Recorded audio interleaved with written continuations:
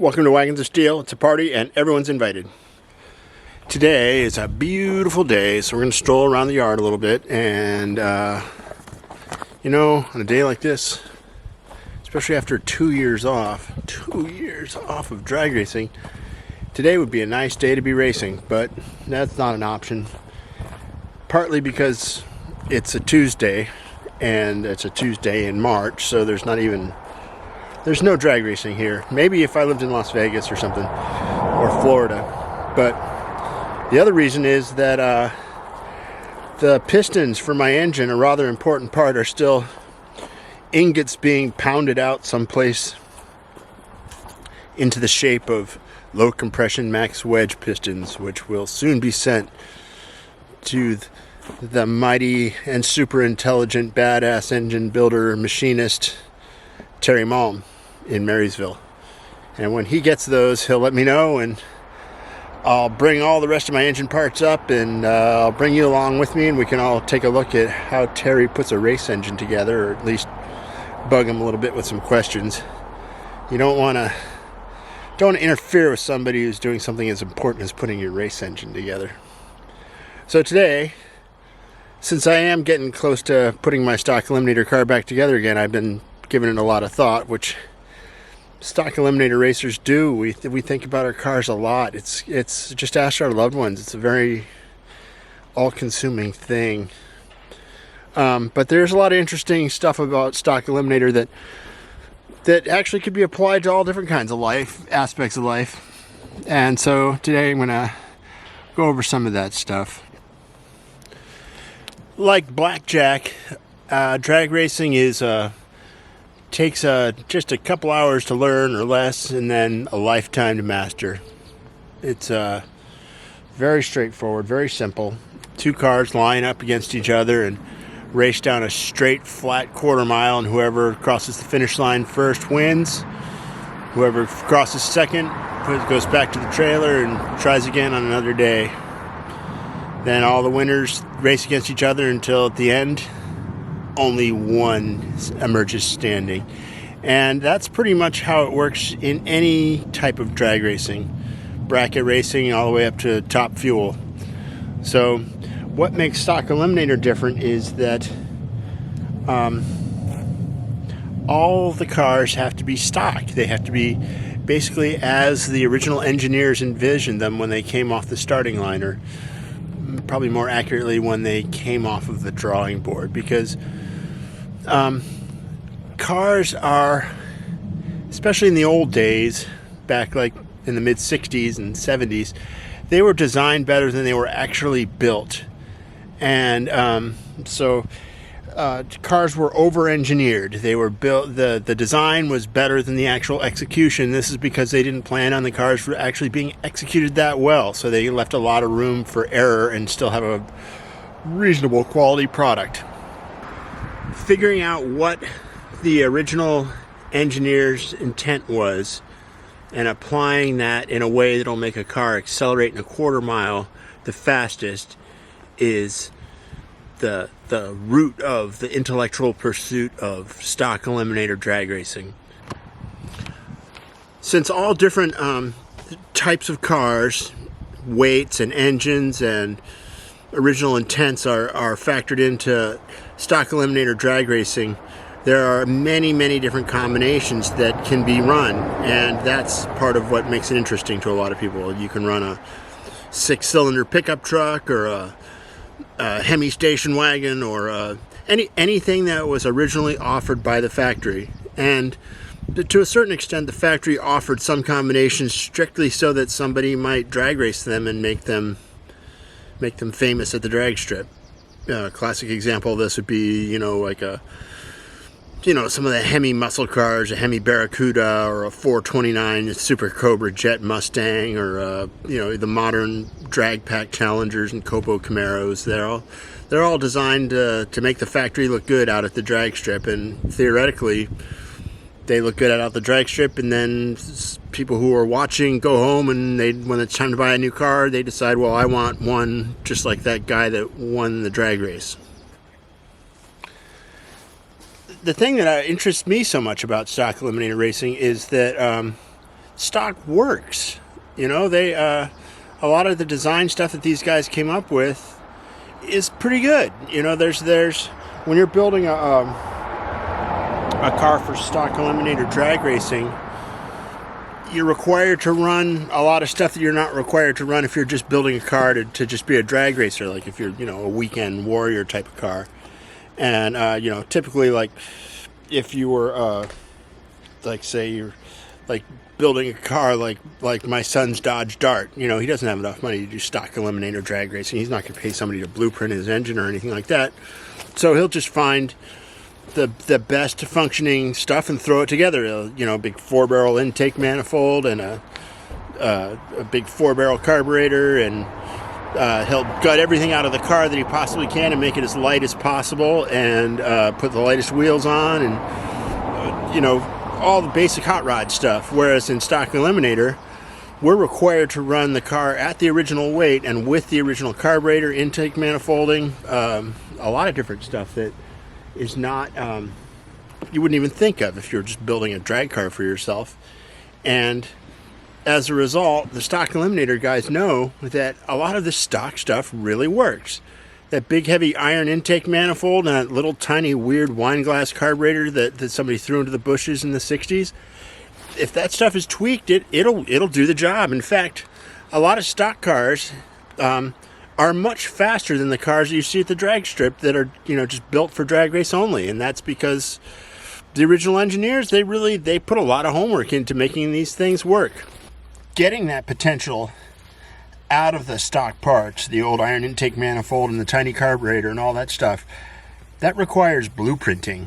Everything on a Stock Eliminator car has to be blueprinted, which is to say, to make the part function the best that it possibly can, make it exactly perfectly aligned with what the original engineers had in mind, at least in so far as making the car fast in a straight line. You're obviously not trying to make a car comfortable or any of that stuff necessarily. So there's stuff you can do to the suspension that you would never do to your car before you took it on a road trip, but it's still using the existing parts that are in the car. And speaking of weight, the car has to weigh the same as it did from the factory, according to the NHRA literature. So you have to research all this and you find out exactly what you can have your car weigh. And I'm not going to get too deep into the weeds on how you figure out what the weight of the car is, but there are equations, and so you can figure out exactly what the weight is of the car that you have to have with you in it and fuel on the starting line. And once you have that number, you can figure out, well, how can I make the car lighter than that? And then you put the weight back in where you want it. So like you take they're not going to care about the undercoating, or so you can scrape all that off, and you know, if you weigh it, that weighs a lot, and you can put in the lightest possible battery that'll do the job. And obviously you're not going to run the steel wheels. You put lightweight wheels on because that's legal. They let you run aftermarket seats now because they finally started, you know, making safety the prime concern. So if you put an aftermarket seat in, it's easier to run good seat belts and to have a seat that you'll survive if you have a crash. Because, you know, and this is something you don't think about all the time when you're racing a car, especially if you go to a big show and there's top fuel cars and, you know, 8-second drag cars and all kinds of cars that go almost 200 miles an hour or almost 300 miles an hour, much faster than you typically do. You kind of lose touch. But, you know, even a medium slow race car, drag car, is going to be going over 100 miles an hour at the finish line, and crashing it over 100 miles an hour is serious business. And so safety always has to be a prime concern, which is something that everybody who's running any kind of car, especially a race car, but in any class whatsoever, you should always remember that this is serious, and you really need to put good seat belts and good seats and really pay attention to. They just want the car to look original in Stock Eliminator. So, like this piece actually could be used for a stock car. You would take this is an original dashboard, and you can gut everything out of the dashboard, and but it all has to look stock on the front. So there's a lot of interesting stuff in these. In my race car, I found a block off plate for the radio. I welded up, well, you know, in some of my race cars, I think my car, we'll go take a look at that in a second. I still have the ashtray in it, but I have had a few race cars, stockers, where I just welded up the hole and smoothed it out so it looks like it never had an ashtray. I pulled out all the glove compartment stuff, and of course, you know, underneath here it's missing out of this car, but there's a heater core, all kinds of wiring stuff, all that can come out. Every single ounce of weight comes out of the car, so you can put it back where you want it. You would imagine that where you would want the weight in a race car would be in the back. And by and large, that's true, because you want it over the back wheels, because that's where the power is going down and you want as much weight there as possible. But I've discovered that that's kind of an oversimplification, and it's something that I'm still learning. You know, it's one of those things that I wake up thinking about at night with my race cars. You know, where exactly should the weight go? My impulse is to put it someplace back, like, you know, in this corner of the car back here, because it offsets the driver. The driver sits up there, obviously, and so you put the weight back here, so it kind of it equals it out. And a tool that I don't have, that one of these days I may buy, is a set of scales. So you put a scale under each wheel, and it tells you where the weight is on the car, and then from that you can extrapolate where exactly you want your weight to go. Something I've learned recently is, it's kind of hard to see this because this car's full of crap, but up here, where the back, right behind the back seat, is the highest place that you could put weight. So maybe that's where I could put my ballast box if I were to change it around in my race car. My race car is currently like sitting right down here. With Stock Eliminator, there are a lot of rules. That was what I remember when I first started getting into it. A wise man told me, "Oh, there's a lot of rules," and he was trying to discourage me from getting into it. God bless him, but it was too late by then. I saw the cars and I knew, God, I got to get into this. But you know, knowing the rules is like in any sport. It's your responsibility to know the rules and to abide by them. And with all forms of motorsports, it's important to know what the rules are and also what they are not. There are a lot of gray areas to be exploited in drag racing and in any other type of motorsports, and really any sports. Just ask Bill Belichick. There are some serious holes that you can run through, and maybe they'll catch you, and maybe they'll say, well, we don't like that you did that, so now we're going to have to change the rules, so you can't do that again next year, but they'll let you off for the time being. There's a guy named Smokey Yunick, who everybody who loves motorsports, he's a NASCAR guy, but one of his famous moves was they never told him what size the fuel line had to be. They told him that he could only have I think it was a 22-gallon tank, gas tank, and so he had his 22-gallon gas tank, but then he plumbed the fuel line in his race car. Well, you know, he's not the racer, he was the crew chief and the builder, but he plumbed this, I think it was like 1 inch, it could have been even bigger, just the ridiculously huge fuel line in his car. And a fuel line that big held an extra gallon or two of fuel, which was enough to win the race. Well, the legend has it, and I don't know if this is true or not, but it's a funny story anyways.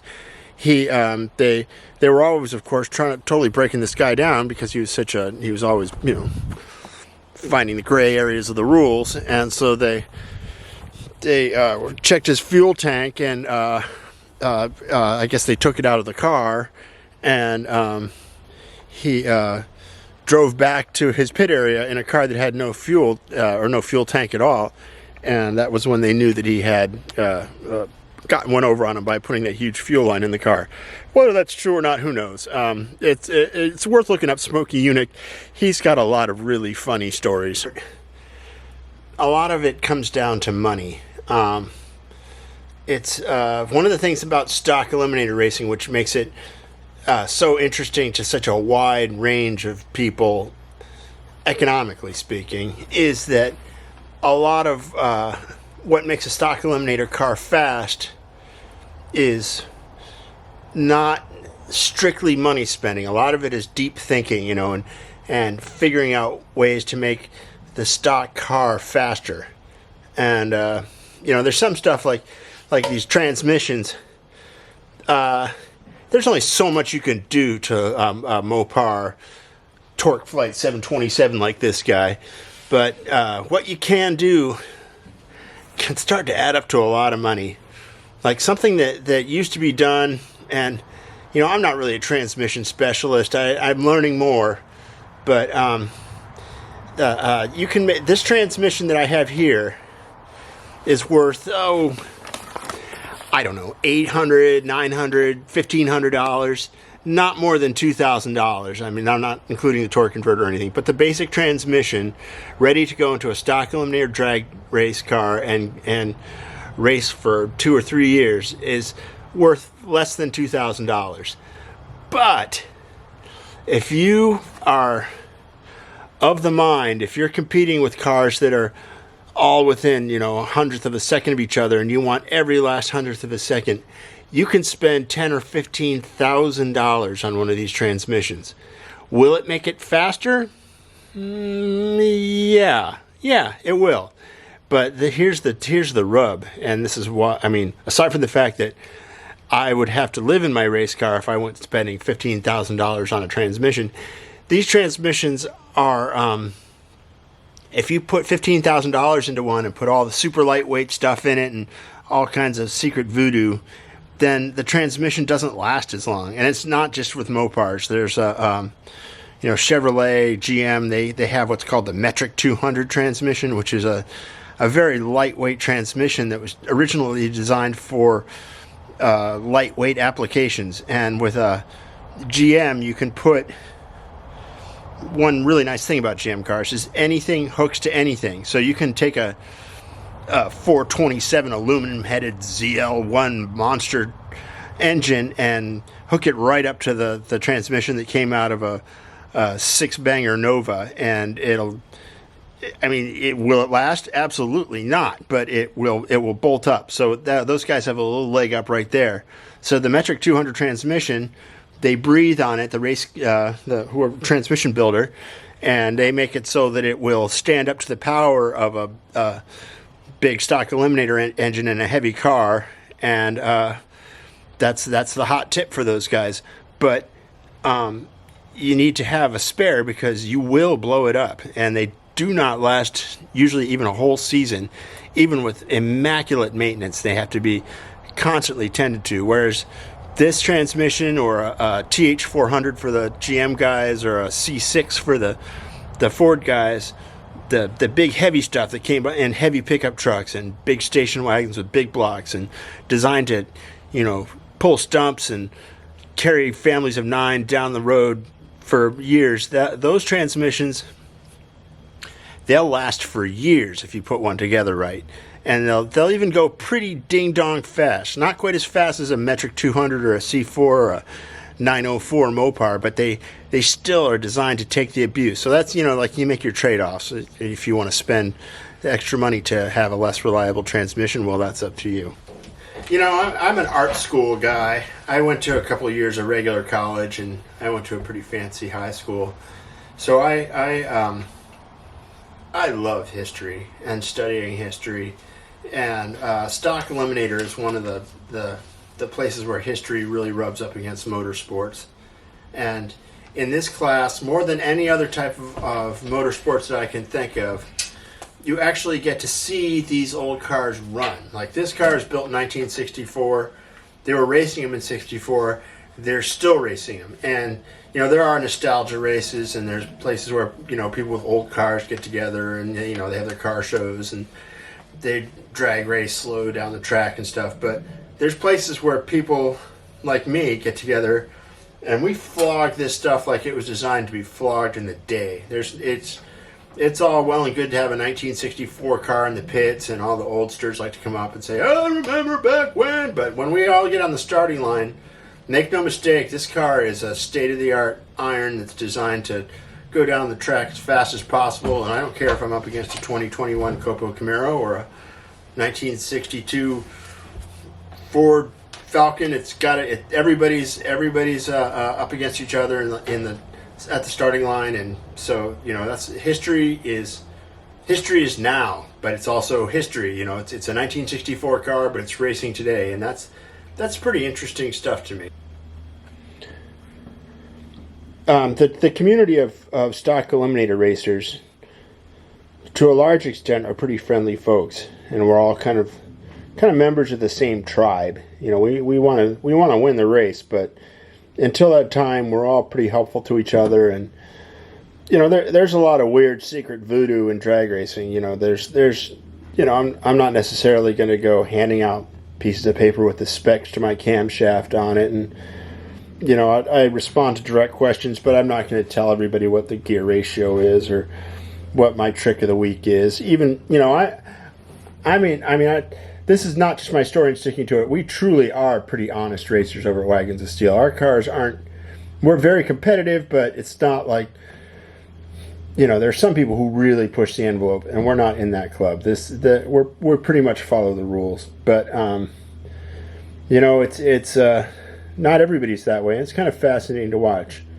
Like, I remember one day we were looking at my friend Steve's car, and he had this little switch on his shifter, and I looked at it and I couldn't figure out what it was, and I looked at it and I asked him, and I said, "Steve, what's that little switch there on your shifter?" And he looked at me and he said, "It's the little switch on my shifter."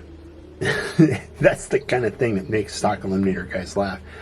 I don't think he ever did really tell me what it was for. I have some ideas, but I'm not going to push the envelope. See, I got all my fuse box and my dashboard there in the glove compartment. Something about, there's all kinds of experimentation to do in Stock Eliminator. But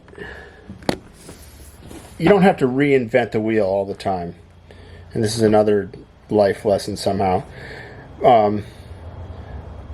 If there's something that somebody else has already figured out, well, why not just let them? I mean, it's you want to be on the ragged edge because you're trying to make this crazy stock stuff go fast. But if your stuff looks completely different than everybody else's, well, you might be doing it wrong.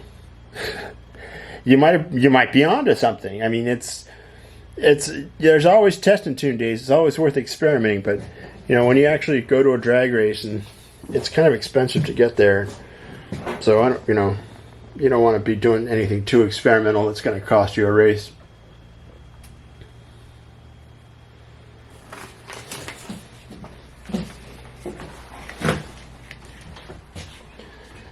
I can't wait to actually go racing again.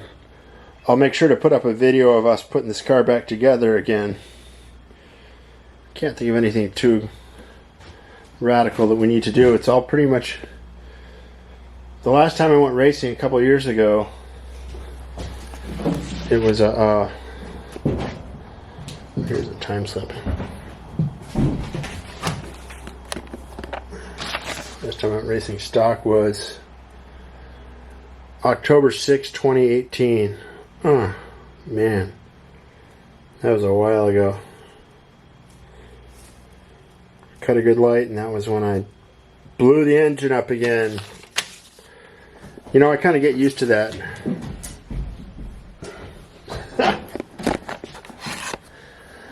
Never thought that would happen. Oh, yeah, what? I don't care. It's just a $15,000 engine. Who cares? Yeah, we'll fix it. Actually, You know, it's a lot of bits and pieces in this car, a lot of systems.